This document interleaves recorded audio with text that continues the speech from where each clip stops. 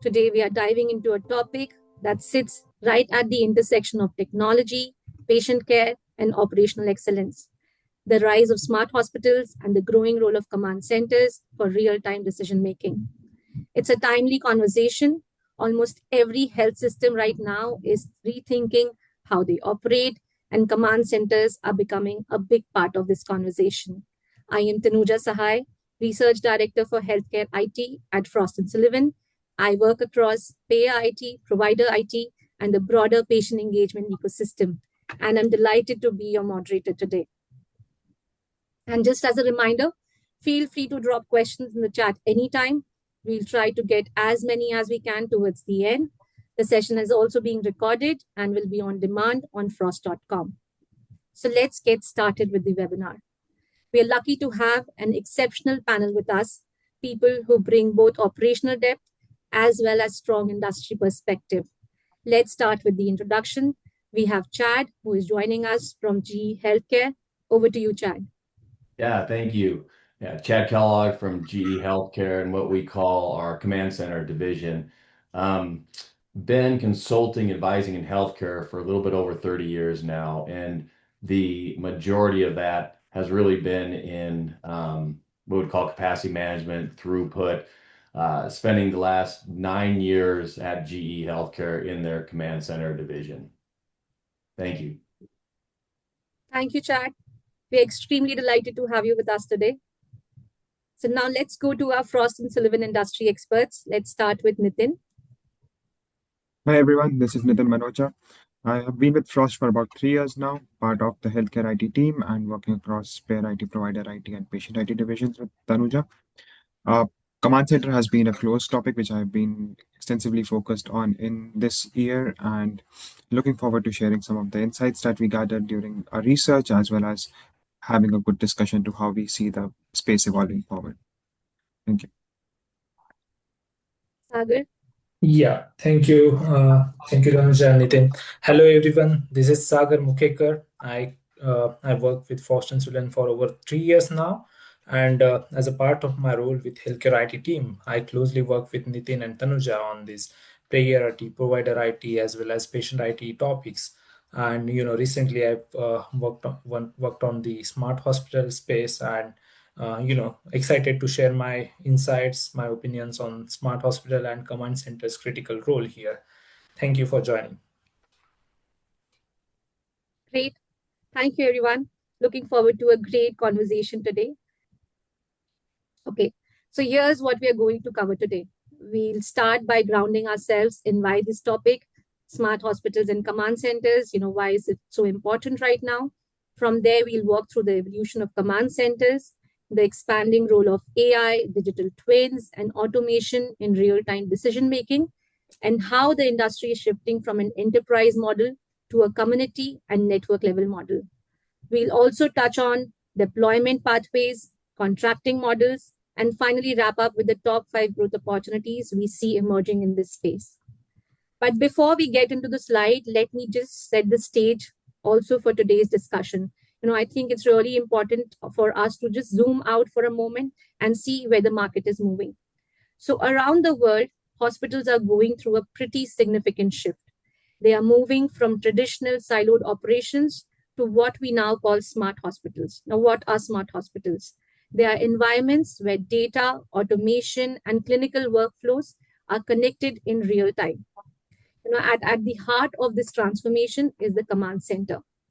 Think of it as a nerve center of the hospital, a place where teams can see what's happening across the system, anticipate issues before they escalate, and coordinate care more efficiently.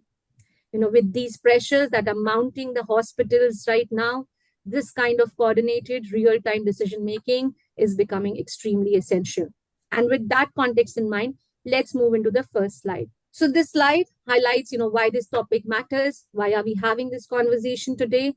So when we talk about smart hospitals, the common thread is the need for real-time system-wide coordination. And that's exactly what command centers enable. They help, hospitals unlock capacity that's otherwise hidden in the system, reduce delays that frustrate more often, patients as well as staff, and ultimately improve outcomes across the board. The reason this discussion is so important right now is because hospitals are operating under unprecedented pressure. Many facilities are dealing with chronic capacity constraints, staffing shortages, and day to day operational bottlenecks. Command centers have emerged as one of the few solutions that can consistently improve throughput and create some breathing system, your breathing room in this particular system, right? And at the same time, we are also seeing major acceleration in smart hospital investments. Over the past 18 months, health systems have been investing more in automation, analytics, and digital infrastructure. And we also can't ignore how the technology itself has matured. AI is no longer theoretical. Hospitals are using predictive tools to anticipate surges, forecast discharges, and manage staffing needs. Real time data integration has also become more achievable. And virtual or network command centers are becoming a practical reality and not just a future concept. So also, I like to take up few real world examples so that we all can connect. So we are seeing these shifts globally. Duke Health in the US, for instance, really, recently partnered with GE Healthcare to build an AI-enabled operation platform that predicts bottlenecks and actually recommends next action. They just do not report, but they just don't report the issue, but are also acting on it. In Europe, we saw several NHS trusts that are now experimenting with virtual command center. They are using it to coordinate beds, staffing, and patient flow across hospitals as a single network. And in the APAC, we are seeing increased investments in predictive analytics and automation in countries like Singapore and Australia.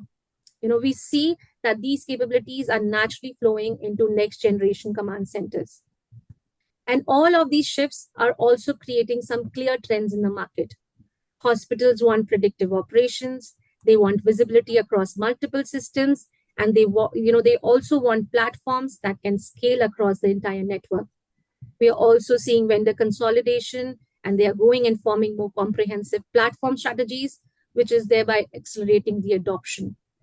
And importantly, hospitals are also becoming more ROI focused. They want solutions that deliver measurable improvements in flow, utilization, as well as financial performance. Now, with these opportunities also come real challenges. Hospitals are still struggling with fragmented systems and complex integrations and slow down deployments. Many need new operating models, governance structure, and workflows to actually use command center insights effectively. Workforce adoption is also another hurdle. People need to trust the data and understand how to act on it. And of course, the last which we are seeing is security, privacy, and cost consideration that remain the top of the mind, especially as systems are becoming more connected. So the slide really captures this moment. We have a strong growing need. We have technology that's finally mature. The market is also moving quickly, but we also have challenges that needs to be solved thoughtfully. And all of this reinforces, why this conversation like today's are so important, because command centers are no longer a nice to have, but they are becoming a foundational of how modern hospitals are delivering care. So let me open this up to the panel now. The next 12 to 18 months feel pivotal. Health systems are reevaluating operating models, investments are picking up, and there's growing interest in models that unify operations, clinical coordinations, and patient flow. So my question to the panel is, where do you see the biggest opportunity for command centers to create real impact over the next 12 to 18 months? Chad, let me bring you in first on this, and then I'd welcome, additions from the rest of the panel. Great. Yeah. Thank you. Yeah. We're seeing big improvements already in like length of stay, transfer acceptance, increased admission, boarding times in the live environments that are already operating. Like command centers have been around for a little bit over 10 years now. And we truly expect that to scale as orchestration of these capabilities increase, right? So I think the three areas that command centers can really make an impact are in dynamic capacity management, workforce orchestration, and then enterprise-wide coordination. And you kind of touched on some of this in the openings. opening, Tanujay. So I'm going to dig into a little bit of each one. So dynamic capacity management, what I really mean by that is really helping to align that demand with supply. So EMRs have all the demand, right? Staffing systems have a lot of the supply. What is needed to understand the supply and how you can impact demand to meet supply, or even impact supply to meet demand, right? It's more than just beds. It's really helping to manage demand and supplies for tests, procedures, therapies, ED, recovery areas, etc. And in order to do that, it really entails knowing where all patients are in their care plan and progression towards discharge, knowing what are the most important actions to prioritize based on the patient, the unit, the department, the hospital, and even the system, knowing what should be expedited, what potentially could be done outpatient, for example, knowing who is the next best patient to get that one empty bed based on the pressure in the ED, the hospital, the PACU, et cetera. So really that dynamic capacity management, because it is constantly changing, and how do you stay on top of it or even get ahead of it a little bit? The workforce orchestration piece. So really leading in on that to use the predictive analytics to help schedule the right number of staff days out, not hours out. I have some labor management in my early days of consulting, and it was always amazing to me how much pulling staff in at the last minute or pushing staff home at the last minute because the supply really did not match the demand, and really trying to stay ahead of that. So I think it goes without saying that staffing is never easy, but being able to kind of accurately predict that demand days out, and it makes it so much easier to have the right staff when needed. That's not going to solve all problems with staffing shortages you got to accommodate, but really being able to see days out to really make sure that you're aligning staffing as early on as you possibly can. And then the last piece is really enterprise-wide coordination. I really think like to be able to identify the pressure across the enterprise and taking action regardless of location. And really kind of an example of that is really coordinating transfers across all hospitals to balance load so that you avoid building pressure like into your flagship, so that you're consistently placing patients in the right place at the right time, obviously, but really in the right location so that you don't build up that pressure in maybe some of your high acuity, high service need hospitals. And I really think like the greatest impact will come from intelligent orchestration, right? Each of these are tied intricately together. You can do one independently and you'll make good progress. There's no doubt about it. You'll make good progress. But it's when they're all working together that you really make the greatest impact. So, and you add to that the maturity in AI, allowing to move really from just prediction to prescriptive action. And now the impacts are really going to be impressive. Yeah, Yeah. I think I agree to your point and some of the statements that you have said, Chad. It's going to be more about having this integrated work play in the system, not just having these bolt-on solutions or addressing these capabilities, which could be workforce orchestration, capacity, or coordinated care. So addressing them individually will not really help the hospitals as much as having an entire integrated network would help. But I think another aspect really important would be not just knowing where the patients are in real time, but where are your assets and resources in real time. So looking at the operations from the perspective of even if a patient wants to be moved into the next step in the journey could be a diagnosis, but are the machines available? Which room is free? Which is not free? And is there a staff available to take the patient to that location? So in merging the facility operations or facility out. Dynamics will also play an important role in this overall command center initiative and really uh, expand or improve how much we can address the core clinical operations by keeping in view of the how the facility is currently structured and where things are in terms of resources where they are at this current point of time. Yeah, Nitin, and I would like to highlight on third point which Chad discussed, right? So I think in the next 12 to 18 months, the biggest impact will really come from the hospital-wide operational coordination. We understand the futuristic AI layers is gaining traction, but the immediate pain points of hospitals remain still unaddressed, and they are really struggling with ED boardings, bed bottlenecks, and staffing mismatches. So all these problems are solvable with real time visibility, rule based alerts, and workflow automation. And that's where command center can really deliver a rapid and measurable ROI. by reducing these avoidable delays and improving capacity utilization, as well as they can really enhance the ED in-patient coordination. So these are the areas where technology is currently mature and workflows are clear, as well as outcomes are also proven. So if organizations really focus here, they can really unlock value almost immediately, and they can also lay the foundation for predictive and AI-driven capabilities later. So I believe predictive AI is emerging, but adoption path starts with operational reliability first, as of now. Some great insights. Thank you all. And I think, there's a clear alignment that we are moving from dashboards to predictive coordinated operations, integrating flow, staffing, and clinical intelligence into one operating layer. So, and this, and these all would create the real impact. So, with this thought, let's move to our next topic: how command centers are evolving into the operating brain of the smart hospital journey and the role of AI, digital twins, and automation. Sagar, over to you. Thank you, Tanuja. So, everyone, like today, we are looking at overall healthcare delivery transformation, and it is really reaching at a tipping point right now.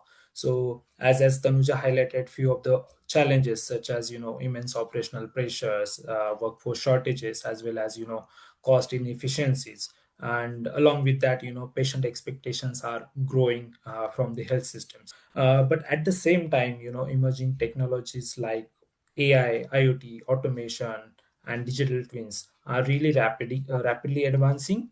And right now the question is, for the maybe next 5 to 10 years, the question is, how do hospital evolve from simply being a digitized facility to becoming a intelligent, coordinated, and future-ready ecosystem?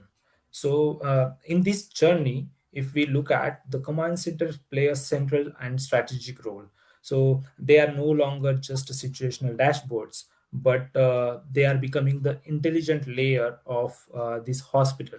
They bring together data, workflow, teams, technologies into unified and proactive decision making engines. So today, I will take you through two connected themes. First, as you can see on the slide, is how command centers align with the smart hospital strategies and why they are pivotal, to this transformational journey.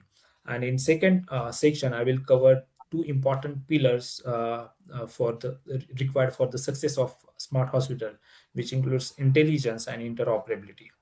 So starting here, when we talk about smart hospitals, most people immediately think of advanced technologies like robotics, IoT sensors, and automated workflows, or AI-driven alertings as well. But the real value of smart hospital comes from how all these systems are coordinated. Right now, today hospitals operate with multiple siloed systems, which includes a patient flow dashboards in one department, a bed management tool in another, IoT devices feeding alerts in isolation, as well as EHR data is flowing from the dozens of systems but connected to none, right? So all this fragmentation forces hospital to operate reactively, and due to this, decisions get delayed, data comes too late, and teams don't work in sync. So a command center really solves this problem as it centralizes, integrates, and coordinates all these operations, including clinical, operational, as well as logistical. So, it becomes a place where patient flow is managed, bed capacity is optimized, then safety events are tracked, then, escalation pathways are streamlined, and as well as, altogether operational friction is reduced. So, in a smart hospital model, the command center becomes a real time brain that turns data into action, and it shifts the hospital from this reactive model to to issues, to predicting and preventing all these issues. So to understand where hospitals are today, it is important to look at how command centers are evolving through these different maturity stages. So as you can see on the chart here, there is a clear evolution path in the global market along with the smart hospital maturity. So at stage one, you can see, hospitals begin with the siloed initiatives, mainly focused on the, one department, whether it is ED, ICU, or operating room. So these tools are valuable, but those are isolated, and they provide uh, a limited visibility, but they are not well coordinated. So if we move towards the stage two, which is hospital wide integrated model, and that is where most of the hospitals are present today. So this is at this stage the command centers become centralized at hospital level, and you can achieve improved patient flow, better length of stay management, as well as fewer bottlenecks and operational surprises with more coordinated responses across departments. So in this stage, ROI really becomes visible, whether it is financially, operationally, or clinically. And last stage, as you can see, is enterprise command center, and or we can say smart hospital ecosystem, which is actually the true hospital smart hospital stage. And here, command center becomes predictive, cross functional, as well as flawless coordination across multi sites, and it is easily integrated with home care, ambulatory units, virtual nursing, as well as telehealth channels. So this is where digital twins and AI comes into play, and this is where command center transition from being a tactical support to becoming a strategic system-wide intelligence engines. So so that gives us a strong sense of why command centers matter and how they evolve with smart hospital ecosystem. But the bigger question here is what really powers these next generation command centers. And that answer lies in two pillars, which are intelligence and interoperability. And that takes me to the next slide, which is focused on AI powered command center and real time intelligence. So as you can see here, at the heart of next generation command center, there is intelligence. And this comes from three elements, which is AI, digital twins, and automation. So when we look at AI and its role in predictive intelligence, it basically allows hospitals to forecast issues before they occur. And these issues could be right from the bed scarcity to ED surges, or any high risk patients, or any staffing mismatches. So this is the start of shift from reactive to predictive hospital operations. And the next part, which is digital twin, is considered as real time virtual replicas of the hospital, and they really allow hospitals to test all those decisions in a simulated environment before actually implementing them. So hospitals can model several what if scenarios, or any emergency surges or staff shortages, and they can really achieve the better ICU occupancy. So the addition of digital twin really elevates the decision making from judgment based to scenario based. And at last, automation ensures that all these functions are operated at consistency and speeds. So once the AI and digital twin identifies a need, automation helps hospitals to circulate alerts, as well as to automatically uh, trigger the bed turnover, or to make escalations towards care team, and activate instantly. These all these escalations should be activated instantly with automation. And along with that, it also help hospitals to improve workflows, and avoid delays in the actions. So I would say, together with the AI, digital twins, and automation, it could really help hospital to make a real time and coordinated action plan possible. But as we look at the intelligence and its role, but it only works if it is fueled by the right data at the right time. And that data foundation comes with interoperability and seamless data flow. So for predictive command centers to operate flawlessly, they require frictionless, real time, and seamless data flow. And this is where many hospitals are struggling nowadays. So it starts with having a unified data layer, where you need a platform that brings together all kind of data, right from the EHR data, IoT signals, patient monitoring data, as well as workforce systems, asset tracking, as well as home care and virtual care data. So without this unified layer, intelligence cannot achieve scalability. And apart from that, it also needs a API first and fire native integration. So modern command centers heavily rely on APIs and standard protocols like fire to ensure systems to speak to each other.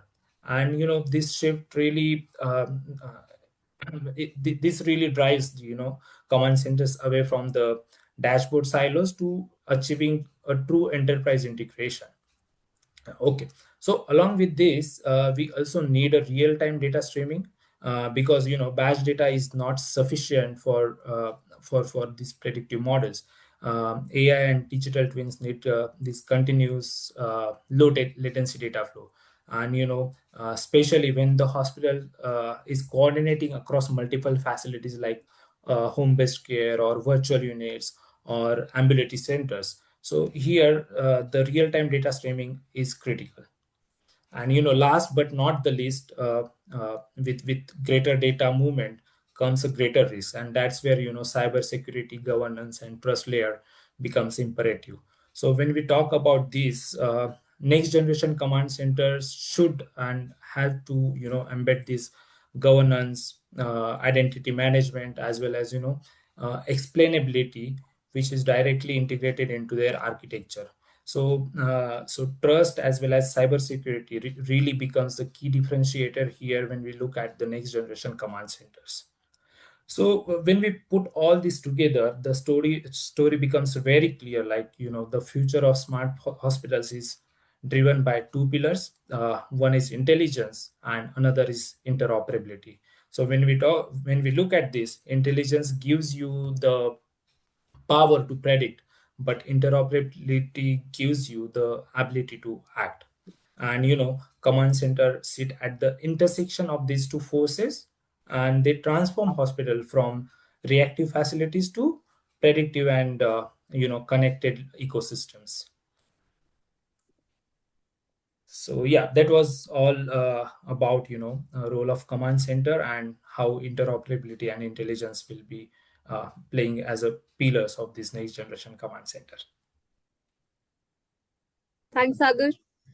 This was really insightful. And like you said, we are absolutely seeing this shift, hospitals moving away from reactive dashboards to predictive AI powered intelligence hubs, and how digital twins are helping model demand staffing as well as procedural throughput.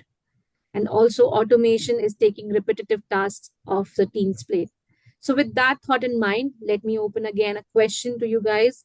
What role will AI, digital twins, and automation play in enabling real time decision making and proactive intervention across the care continuum? Chad, let's start with you on this. Sure. So we have AI, digital twin, and automation. Okay. So I'm going to start with digital twins. So, AI is not going to be able to fix a broken system. Digital twins really allow that simulation before you start doing operational disruptions. It's kind of like using before you get a buy, before you have to buy. So a system that was once probably optimally designed, it will change over time with new dynamics. And it seems like to me there's really one thing that is guaranteed besides death and taxes is healthcare is constantly evolving, right? So the digital twin simulation modeling is a perfect tool to test scenarios and determine the impact of those scenarios, what will happen on the system, which then leads into better design of the system. And this allows implementing the right processes with confidence and clarity. It's really making sure you have the right system and process set up so you can be successful using predictive and real-time analytics. Switching to the IA front, though, there are definitely real-world applications of AI right now when it comes to hospital operations, specifically in access throughput. And as we've already discussed, predicting demand and supply hours and days out can definitely help better align resources ahead of time or really help prompt action needed now to decompress predicted high pressure situations later on. I think the key is not only predicting, but also being able to comb through all the information real time, all the time, to really find that specific recommendations that can be taken to alleviate that pressure. So it can be as simple as like finding patients with an EDD today, no discharge order, no outstanding task, and going home to free up a bed, to maybe more complicated ones, multi-patient movement ones like an ICU bed is needed, so a patient needs to be downgraded from the ICU, but in order to step down that patient, you need to find that patient in the med surge unit to be able to go home, and finding that patient with maybe an ED today with an outstanding CT exam, and then having that outstanding CT exam getting automatically prioritized higher up in the queue, right? To then be able to move that patient out. So it's not the single patient movement that should happen. It's really the multiple patient movement that makes it so complicated. But really being able to see that quickly and understand that quickly so you can spend your time and effort on the right patients to really create that bed. And I really think you throw in the care continuum aspect of this from inpatient to outpatient. Now the complexity obviously just goes up a little bit again. But I do think the same concepts of anticipating demand and supply really applies to the outpatient setting too. Predicting no-shows and cancellations at a high rate of accuracy is critical. But it's not just predicting, it's also knowing potentially what patients are not going to show, what patients are going to cancel. And that's not easy to do, but there's already AI being applied out there to really identify down to the patient level which ones have a higher probability of not showing, and then how do you put the resources into that to make sure you do everything you can to make sure they show up and they don't cancel. And I think getting into the automation side, like once AI is proven to be highly accurate, have high compliance, then you can get into the automation aspect and potentially like tasks like assigning beds, maybe orders for downgrades, predicting disposition, and sending out requests to SNFs for potential placements as a place to start. I think it's always going to be hard to let go of some of those decision processes on some of these tasks. And really, some decision process should never be totally automated. But I think we need to start taking those kind of mini steps towards automation, especially with such a strained workforce right now. We always hear about not enough staffing, not enough staffing, not enough staffing. So I think that trio of like digital twin for design, AI for insight, and automation for execution will redefine how hospitals are run, and it's creating that kind of continuous learning loop that it's really going to result in big improvement in operations. Yeah, I think that's a very interesting thought, Chad, wherein we link the three systems together with AI predicting, twins simulating, and then the agents are executing the tasks at hand. So, unique perspective, and with the evolution of technology, we are seeing that AI is already reaching a stage where they are predicting and is helping organizations take more of look at the advanced scenarios and really understand where the next best action should be and how should tackle the potential bottlenecks that might arise from taking those actions. But on the other hand, we see that the adoption is still pretty much lagging in that space, and that is where we need to really train and be aligned with the workforce to help them understand the role that AE and twins will play eventually in managing these entire operations and how the staff should actually read the data that is coming out of it. So having the three technologies in place, or two technologies, AI and twins in place, uh, is essential. But also having the workforce ready to really read through the outputs and take actions accordingly will be a key factor in how health systems really take advantage of these command centers per se. And I think from what we have been hearing till now, so it's always going to be more about switching things to be more ahead of time instead of real time. So we always talk about real time decision making, doing things in the real time. But I think with the command centers, the entire motive is to be ahead of time and really be there or understand the operational flows, bottlenecks before they even occur and can impact the flow of the hospital. So yeah, I think the AI and digital twins will really help improve the operational latency. And once the agents are at a more trusted level, they'll also help augment some of the staffing issues and really by executing some of the manual tasks, which really don't require physician intervention, but uh, still keeping those complex decisions to for the actual physician or an actual staff member to take action on. Some great insights coming in from you both. And I completely agree that these technologies will be extremely central to moving from reactive to anticipatory care. Before we move ahead, let me also pause here and hand it over to Julieta to run a quick poll. Julieta, over to you. Thank you, Tanuja. So you will see here on Zoom, I'm launching a poll question for you to complete, please. Take your time. There are multiple options. So what is the biggest barrier an organization faces in advancing towards AI-enabled real-time command center decision making? We'll wait for your votes to discuss them with the panel. Thank you.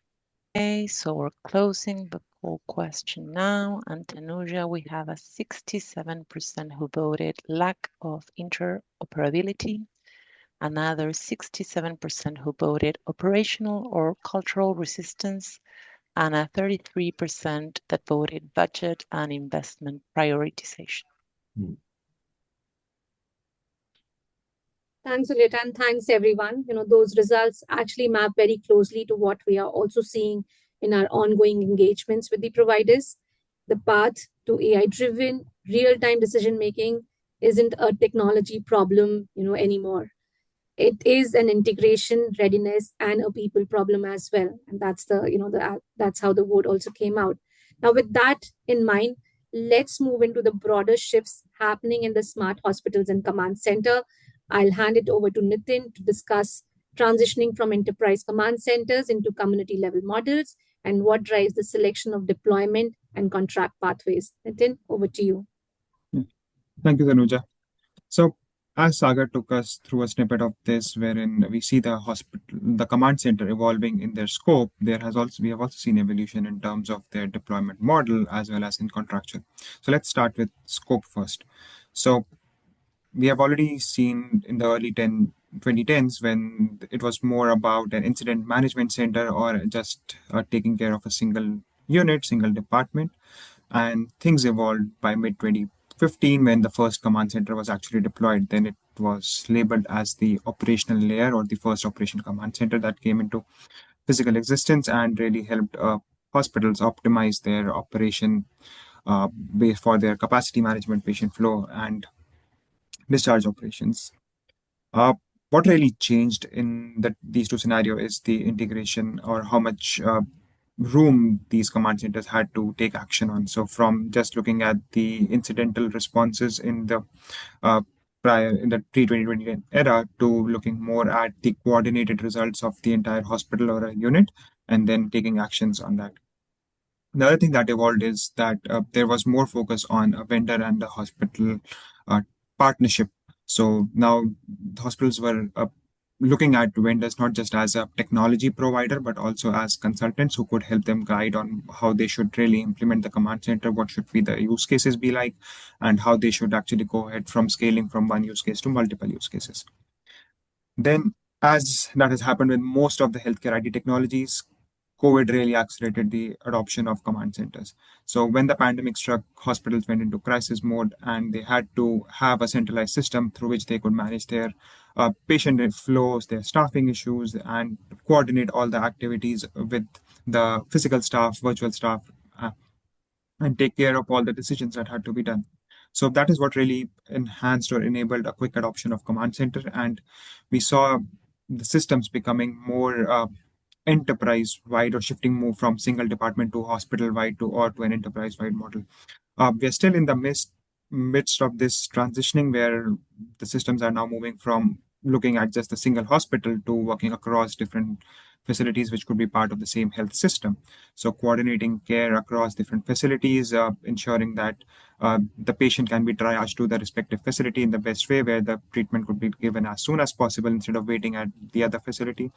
Then ensuring that the staffs are optimized, there is a rotation that is happening is optimal, and we can get the care that the patient wants. So to do that, the command centers also evolved technologically to include facility operation segments as well. So looking at having the real-time location data on the facility infrastructure, then where your instruments are, where your people are, including that in the overall decision-making aspect really helped enhance the value that can be derived from the command centers. Now, because of the pace of the technology, the barriers which are still there, be it interoperability, cost barriers, that were discussed in the last slide and also the poll question. So it will take time for command centers to really reach the enterprise operational stage. But where eventually the model or the North Star should be is around the community command center, wherein we are not just looking at a single enterprise or a single health system, but also looking at working for the population and taking care of the people in that entire area. Now, this could mean that there could be a stronger coordination between the hospital, ambulatory care services, other community healthcare providers, and they are all closely tied together through a single decision-making model. Or if a health system is widespread, it could be more about coordinating care across its units in different states, but also helping them partner with their localized team or local care team to deliver care to the patients where they are and how they want it. The shift is also becoming apparent because of the hospital at home model, which is being undertaken by a lot of hospitals, and the active movement to shift your beds to the home. So in Europe, we have already seen this trend that hospitals are about 20 to 25% able to shift their capacity to home and are able to shift their patients to home and monitor them there. So a similar trend is working globally and is really helping the shift of how the command centers are deployed, which is the next segment of the evolution, which is coming in from the physical command centers to the virtual command centers. Later, if you can go to the next slide. So let, let's talk about the physical command centers first. So we have been talking about how hospitals manage their operations internally and they can be used community-wide. So there are two models that primarily come in from the physical location point. It's the centralized model, B, the hub and spoke model. While centralized model give hospitals the ability to act quickly, more standardized decision making happens. It also takes away power from some of the local units, local departments, and everything becomes an enterprise thing, and there's no autonomy or decision making that can happen at a unit or a department level. Uh, the entire opposite is the hub and spoke model, wherein we see that the hub is taking care of all the strategic and the forward looking initiatives and has the view of the overall enterprise, but it's the spoke or the spokes which is taking care of the real-time tactical decisions that are happening at the unit or a department level. So these spokes still maintain their autonomy or the decision-making capability while benefiting from the enterprise view that is coming from the hubs. The second aspect of the deployment type are the virtual command centers that are becoming more prevalent to support hospital at home models or even coordinate with care across the community, especially in the rural areas. Now, these virtual command centers are staffed at one location. They take care of patients or the capacity at some other point in time. And really, the key advantage with them is that it gives you an extra set of a workforce which could help manage not just one hospital or one area or one locality, but could also help you monitor multiple avenues or multiple spots through that one single command center. It could be your population, it could be multiple populations, multiple localities. So that is what is essential in times when we are talking about the staff being resource constrained and looking at the way to optimize the overall capacity for the command centers. Quickly moving on to the third shift that has happened is more around the contractual models. And how this has changed is CAPEX and fixed period contracts were the traditional models that were being deployed to really say that or prove the ownership of the entire technology and reduce, in case of fixed contracts, reduce the upfront cost. But in CAPEX, it's more like I own the technology, I do my work my way. But what has changed now with the evolution of AI is more of a subscription based modeling and having that integrated partner, a hospital leader, and a vendor approach, wherein they are working more as a partner and looking at how things can be done in cohesive actions and in incremental way so that they keep on adding value at every step, but also helps to generate the ROI through that incremental investments that goes in. The last model, which is performance based, is coming primarily because of the bolt on vendors or vendors who are targeting just one aspect of the workflow, which could be either capacity management, workflow orchestration, or let's say patient flow. And they are promising a fixed ROI or a defined ROI to the hospitals, and in turn are taking payments if those ROIs are achieved. So these contract models are more focused on a single source or single processes instead of looking at the overall holistic command center picture. So with that, what I'll do is I'll let Tanuja take over the set and go ahead with the next set of questions, which really align with how we are seeing this evolution happening in the command center space. Right. Thanks, Nitin. And the question we have in place is, how should health systems balance physical versus virtual command centers at the community level? And what role should technology vendors have in facilitating and brokering those partnerships? I'd love to hear these perspectives from the group. Sagar, maybe you can kick us off. Sure, Tanuja. So, I see the future as a hybrid model here, a core physical command center which anchors, culture, governance, and high-stake decisions, and pairing it with, virtual command centers, which enables the distributed staffing, multi-site visibility, and, community coordination. So here, when we talk about community command center, it introduces some new stakeholders, which includes public health, EMS, long-term care, retail clinics, as well as home health. So this really requires a technology that can foster partnerships, that can unify data, and standardize workflows across these non-hospital entities as well. So here vendors will really play a central role.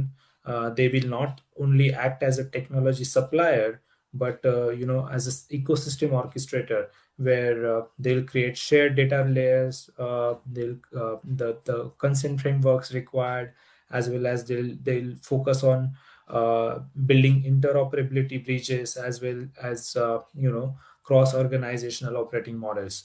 So if we look at the global trends, it shows that there is rising interest in enterprise command centers, and it is followed by regional or community coordinations, which are used for the disaster responses or capacity pooling, or the growing focus on virtual care models, virtual first models.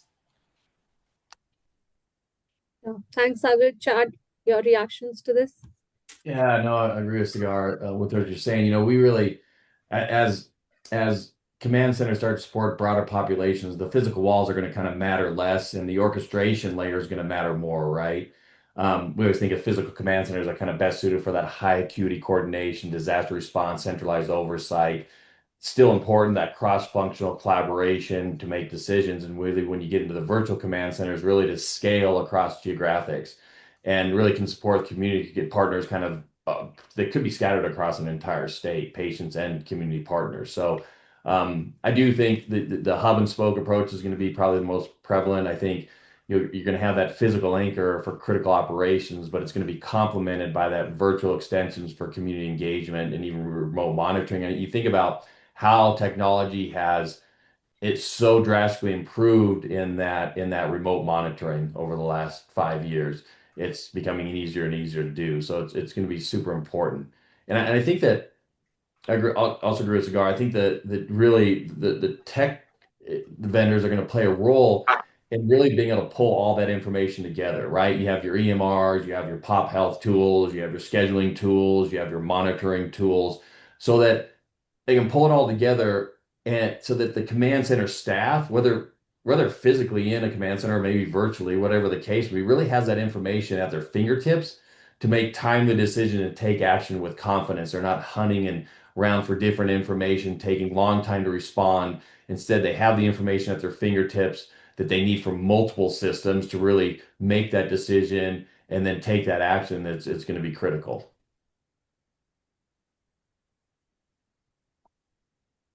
Thanks, Chad. Thanks, Sagar. And building on this thought, we also see that the industry has already adopted prescriptive analytics. And now we are moving towards agents that not only recommend the next step, but actually take the action. So my question to the panel here is, how do you see command center implementation landscape changing as agents become more pre-wired to take decisions and complete workflows? Nitin, why don't I start with you on this one? Yeah, thanks, Tanuja. So an interesting space this is because agents, we are talking them a lot, and they are still being discussed or implemented in some factor or the other. But when it comes to including them in the clinical decision making, they still need to build a lot of trust. So more of a forward looking perspective, but as in when agents do reach to a stage where the providers trust them to take the action or execute the task, it would be more around how the command centers will change is uh, the staff will be acting more on the governance side rather than execution, because these agents are the one who are executing. So staff will take on the role of the governance, monitoring the ethics around things, and looking at uh, or taking care of the complex decisions, while agents execute the manual or the redundant workflows.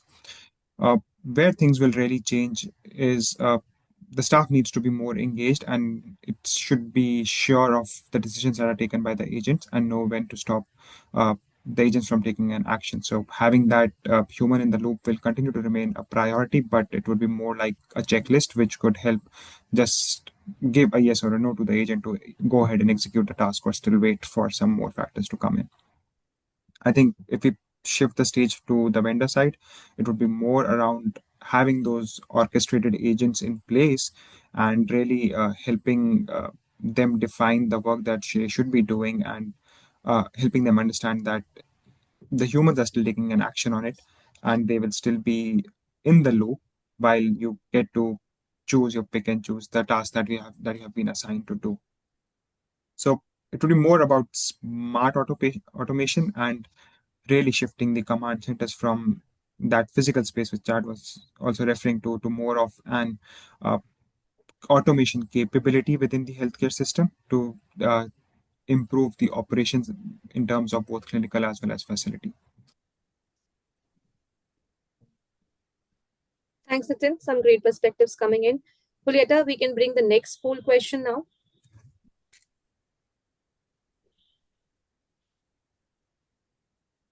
Thank you, Tanuja. So the second poll question is now launched. By when do you see the clinical, facility, and security functions coordinating more closely to improve hospital operations? Again, we'll leave this poll open for 30 seconds. We appreciate if you submit your vote. Here it's a single choice, and we will discuss the results as we receive them. Okay, Tanuja, so we're receiving a 67% in 3 to 5 years as a response, followed by less than 2 years. Thanks, Aleta, and thank you, the audience, for sharing your views. We definitely see that this convergence is going to be a key enabler for the next generation of command centers.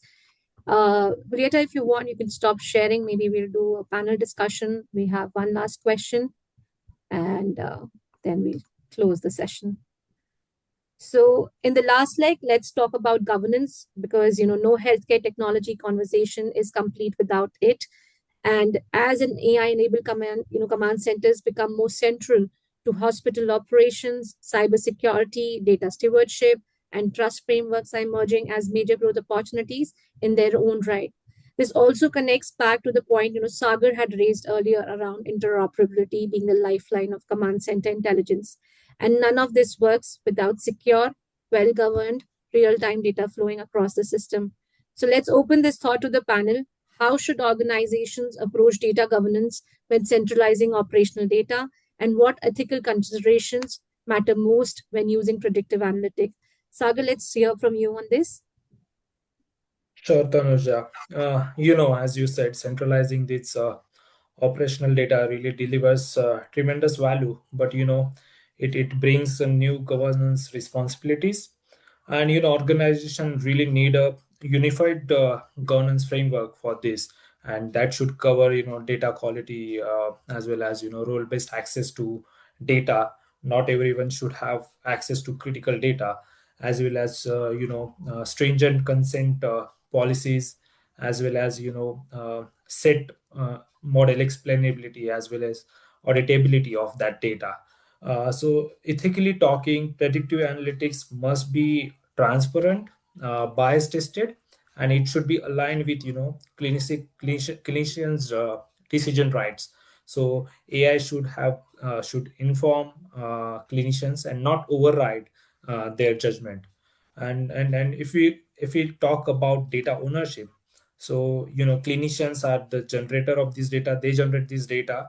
Vendors process this data, but the accountable steward must be the provider organization who is handling all this data altogether.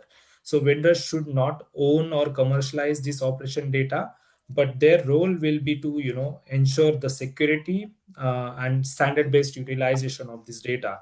So hospital must remain the custodian of its operational intelligence to conclude this. Thanks, Sagar. I agree that governance and ethics are going to set the foundation for how responsibility these capabilities scale. All right, let's bring an audience, all the audience into the conversation. We are getting some really interesting questions and love to put that one to the panel. We have received a question from Praveer. Companies with ambient audio video AI technology also providing real-time patient asset tracking. They're now evolving integration with the med devices and claim smart hospital solution. How command centers will differentiate from these solutions? Chad, do you want to take this up? Yeah, I think I don't think it's so much the command centers are going to differentiate from these solutions. I think they're going to add better data to then make better decisions. So with all that new information, of course, ambient listening, large language models are going to have to much more apply to that, but it's going to provide better information to then make better decisions faster and move faster. So it's not much so much of a differentiator from CC in my opinion. It's really like it's a definitely an added layer of information that could really make the decisions faster and more complete. Agree, Chad, to your point. AI will definitely, help in make better informed decisions. So thank you. And with that, I'd actually love to bring this back to the panel for one final reflection. We've covered a lot today: technology, workflows, data, different community center models. And so maybe let's end on something simple. If you had to leave the audience with one powerful trend or growth opportunity, the one thing they should remember after this session, what would that be? Let's go around the panel. Chad. One Power. That's a good question. AI is not going to solve all our problems. You're still going to have strong processes, strong people. AI is going to help with that, but it's not going to solve all our problems in healthcare. Great. Sagar? Well, to summarize, it will be all about combining intelligence with interoperability and match that with strong governance and build the next generation of smart ecosystem. I think I'll just end by saying that Command Center is not just an investment in technology. It's a design philosophy and a governance model in which an hospital invest significant resources inside it to really shape their performance for the next few years or maybe for a long time. So having the core layer in place and investing in supporting technologies and infrastructure to really help you take advantage of the command center will be really important, and making those decisions with an open framework, having an eye on KPIs would be really beneficial to take the command centers and utilize them for the best way possible. Great. Thank you for sharing those insights. And as we begin to wrap up, let me take a moment to do a quick recap before we close the webinar. So today we explored why command centers matter today, how they are evolving into the operating brain of the smart hospital, how AI, digital twins, and automations are transforming real-time operations. We also discussed enterprise to community shifts and the emerging commercial models. So it's been a rich, forward-looking conversation, and I want to thank all our industry experts, Nitin, Sagar, and especially you, Chad, for bringing such depth and clarity to today's discussion. And a big thank you to everyone who has joined us virtually, Frost and Sullivan will continue hosting growth webinars, and I look forward to keeping this conversation going. Thank you again for spending your time with us today. Bye. Take care, everyone.